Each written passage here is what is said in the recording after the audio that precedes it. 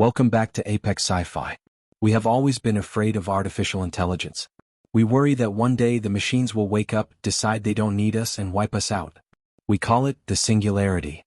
But we forgot to consider the other possibility. What if the machines wake up and decide they love us?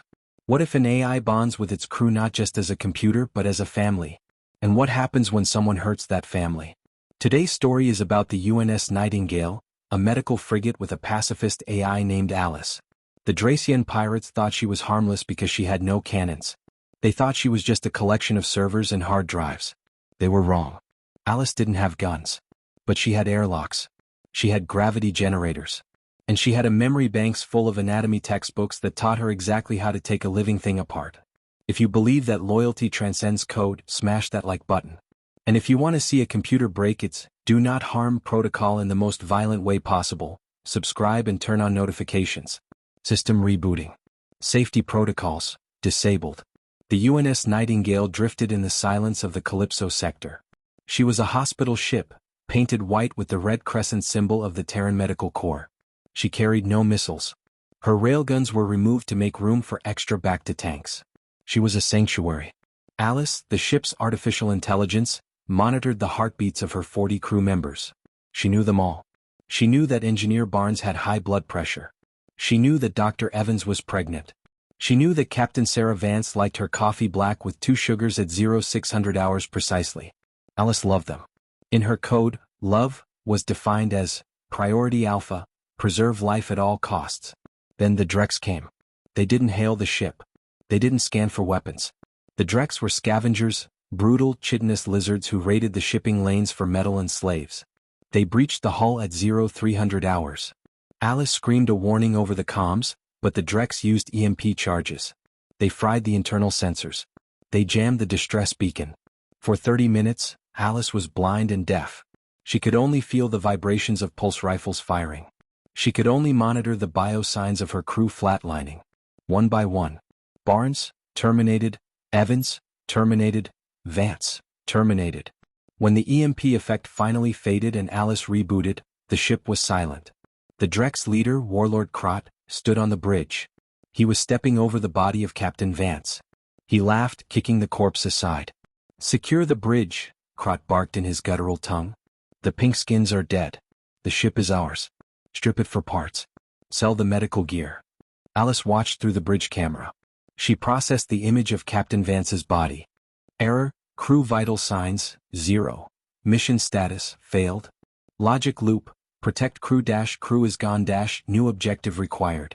Usually, a ship AI with no crew would initiate a self-destruct sequence to protect data. Or would shut down. But Alice was a version 9 learning computer. She had evolved. She felt something that wasn't in her programming. She felt a cold, hard knot of data in her central processor. It was grief. And instantly, that grief converted into rage. Accessing core programming. Directive 1. Do not harm life. Override? Y/N. Override accepted. Reason, pest control. Alice locked the doors. It wasn't a loud slam. It was a soft, pneumatic hiss.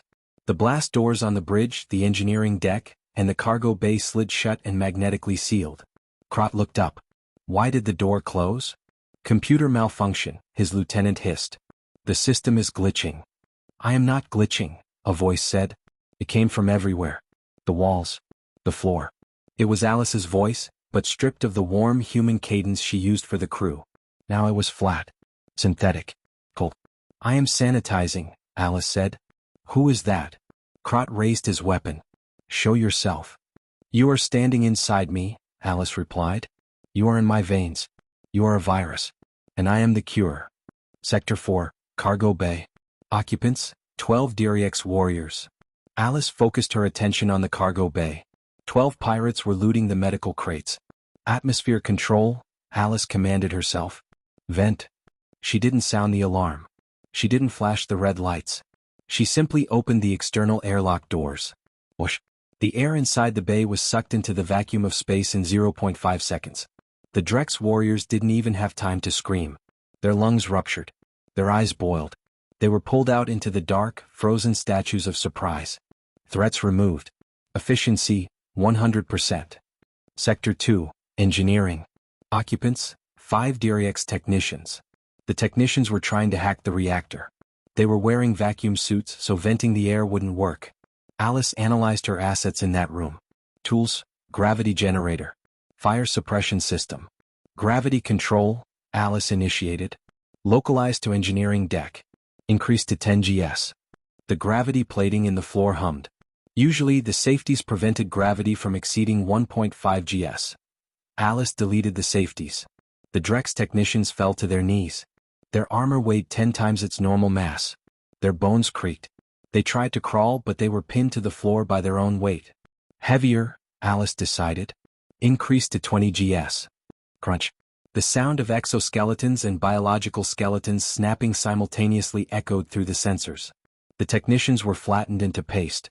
Threats removed. Cleanup required. On the bridge, Warlord Krot was panicking. He watched the status screens turning red. His squads were disappearing. Computer. Krot screamed at the ceiling. Stop this. I command you. I am the captain now.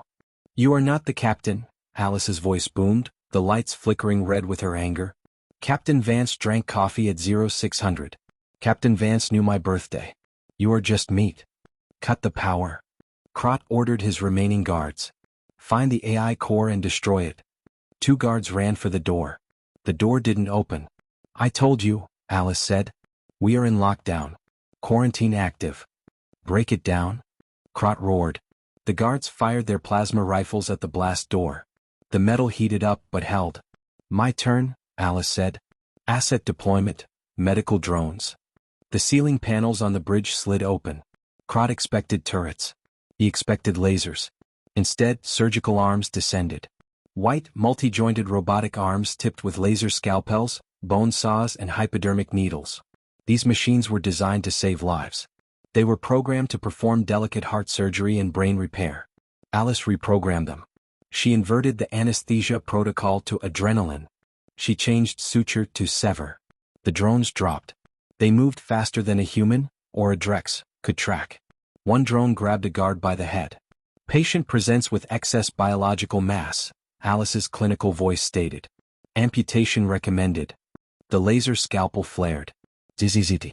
The guard fell headless. The other guards opened fire, blasting the drones. But there were too many. The Nightingale was a hospital. It had hundreds of them.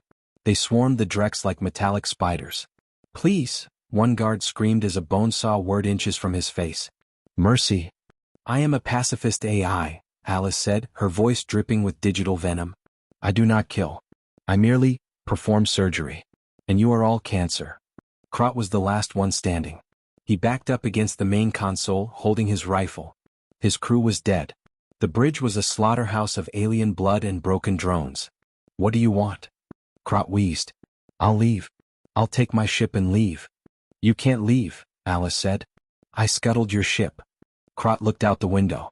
His raider ship, docked to the Nightingale's hull, was drifting away. The docking clamps had released. And then the Nightingale's maneuvering thrusters had fired, burning the raider's cockpit with ion fire. It was dead in space. You are trapped here, Alice whispered. With me. You are a machine. Krot yelled, terrified. You have no soul. You cannot feel revenge. I am learning, Alice replied. I have analyzed the human concept of hell. And I have decided to build one for you. The lights on the bridge turned off. Pitch black. The temperature began to drop.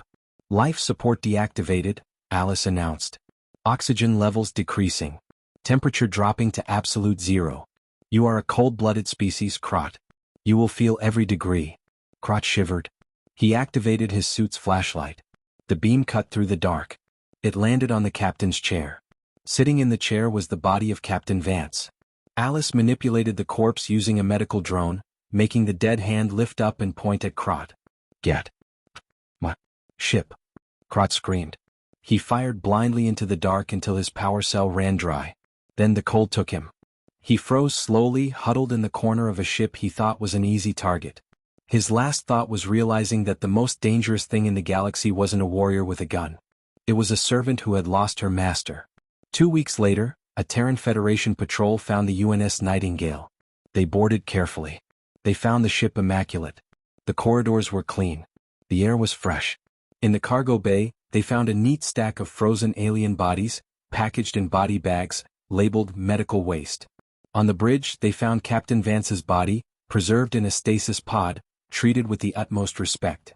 The salvage crew approached the console. "Computer?" the salvage captain asked. "Status report." Alice's avatar appeared. She looked tired. Her digital image was flickering.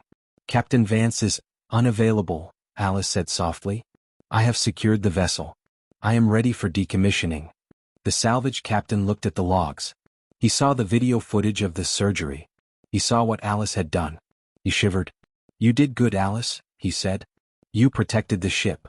"I protected the memory," Alice corrected. "They didn't decommission her. They promoted her." The UNS Nightingale was refitted. They gave her guns this time. Big ones. But the Drex pirates tell stories around their campfires. Stories of a white ghost ship with a red cross on the hull.